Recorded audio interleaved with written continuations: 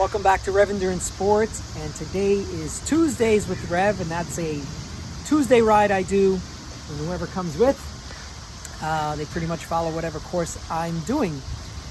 And today, today we did 50 miles, just shy of 5,000 feet, I think, or 4,000, I don't know. Yeah, shy of, I think it was like 3,800, because on Saturday we have a 300K.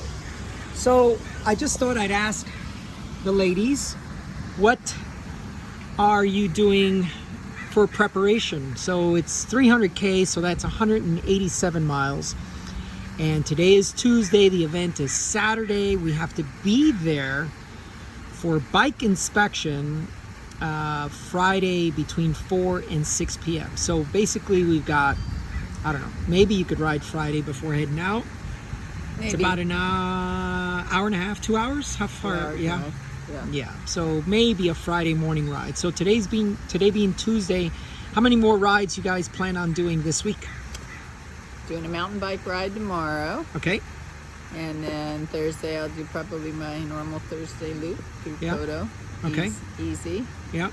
And then Friday I'm planning on driving out So there early. give me some perspective when you say a mountain bike ride. Since mileage and elevation is kind of quirky to do for that, how many hours would you go out then? Probably riding with Sherry and Jackie, probably 3. Okay. Sherry's doing mountain bike? Yeah, she just got one. No kidding. Wow, I thought she'd be someone who would want to be wrapped in bubble wrap all the time. No, we're gonna see how it works. Actually, she's been not feeling good, so Yeah.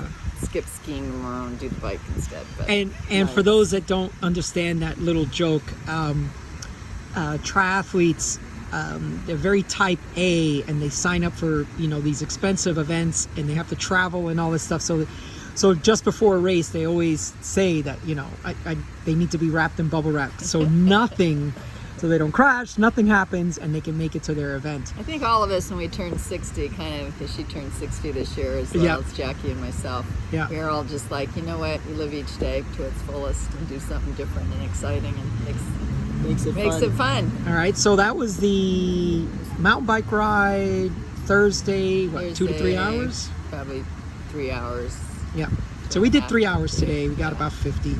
And what about you, Barb? Are we doing our Thursday thing? Yes. Yeah. But whatever, I don't know what distance you want to do, but we'll just figure it out. Well, Thursday. that loop turned out to be 40 something with almost 4,000. Excuse me, with almost 4,000. So that's good.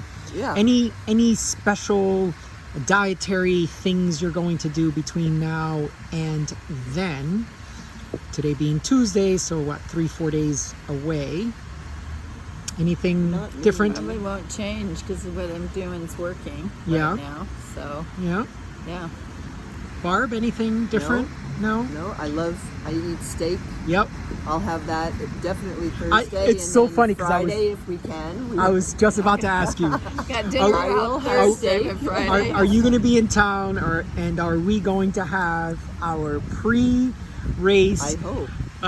traditional meal of a rare steak Yes. at some place? Yes? At some place. Yeah. In Borrego. Yeah, sorry vegans, we are meat eaters here. Yes. We don't carb load, we don't do the whole pasta feed. We love... It feels so much better when I eat a steak. Yeah, so much better when you eat a steak. And here we are, it's 187 miles. Now the course only has 3,500 feet, so what kind of goals do you have for that? Any ideas? I'd like to be sub 12, but we'll see. Yeah, sub 12. Yeah, it's the weather the wind is what's And it is going to be windy. Oh, But- have you checked? No, they've showed wind. for They've Saturday. showed, okay. Did they? So the course is only 3,500 feet, which is kind of a gift when you think about, sorry again. Somebody's mad. Yeah. So a 300K in San Diego could literally have 16,000 feet, but we're only going to do 3,500. But oh, for Pete's sakes.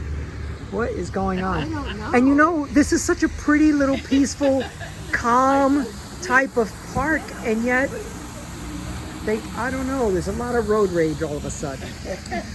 But yeah, so 3,500 feet. But because it's in the desert, we expect a lot of winds. And yeah, so it could really whip out there, 40, 60 miles per hour out in the desert. There's nothing to stop it. No buildings, no trees, no nothing to stop it. Your cycling friends. Yeah, that's really the hill that you never know where it ends. Well, that's the other thing too. It's just if you're going 50 miles in the direction of the headwind, it's a 50-mile climb. It feels like it just never ends. Anything different about nutrition we've been doing, Barbara and I did a 150-mile training ride. Then we did a 125-mile training ride. And then Saturday we did a 100-mile training ride where half of it was, my zone 2, and then the second half was my zone 3. But you girls were freaking killing me. I was having a really tough time on the last 10 miles of that loop. But anything different on nutrition? No? Just bring more. Bring more, yeah. Since it's we don't want to stop. Yeah. So we try and eliminate whatever stops we can. Yeah. I mean, I would like to go sub 12, but really a stretch goal would be sub 11. I'd really like to go sub 11, only because there's only 11 hours of daylight. I mean, actually, there's less than that, but I'm just saying, since we're starting at 6 a.m., I want to be done by 5 p.m. because that's when the sun will set, just a half hour after that. So I want to get done in the daylight, doing endurance events. It just feels like a much longer day once that sun starts to set, doesn't it? Yes. Yeah. Lighting. So what about lights? What about batteries? What are you guys thinking about all that stuff? Lights. My only concern is if the map will continue for that long, because hers didn't do it for 200K. So I'm a little worried about that. So I probably will bring a battery pack that I can charge it in my pocket if I need to. Yeah, I think we should bring some external battery packs. I'll have a top tube bag so I can put my battery pack in there. And so the battery pack that I've got is going to have two outlets. Okay. So one for my headlight or something, because or the tail light? No, the computer, and then of course your phone. You just want to always make sure your phone's charged all the time. But George said that you have to keep it on solid.